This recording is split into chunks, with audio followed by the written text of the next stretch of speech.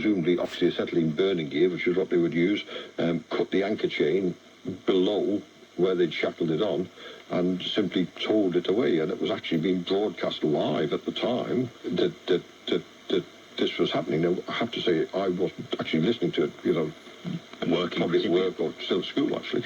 So I wasn't actually listening to that, but it was being broadcast live at the time, what was happening. So they were still broadcasting as they were being towed away. And there were interesting theories as to why it was towed away. And there was a story put about that it had been arrested by the creditors, which might be feasible, but there was another story going about that it was actually the plan to remove it was backed by the British Post Office and the Postmaster General Anthony Wedgwood Benn, who were responsible for licensing radio stations and were desperate to get rid of the pirate radio stations.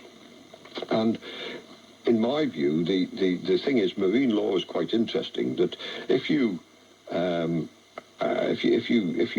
basically arrest a ship and take it into your possession, then the person who is arresting it has to pay all the expenses. So if it was the creditors, they would have had to pay for a Dutch tug to steam all the way from Holland up there.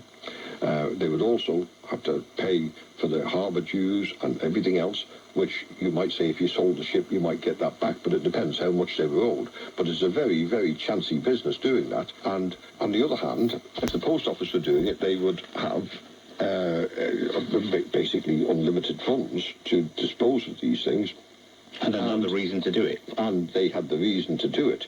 And but if you were the creditors, it depends where the main creditors were, of course. Why would you tow it to Holland?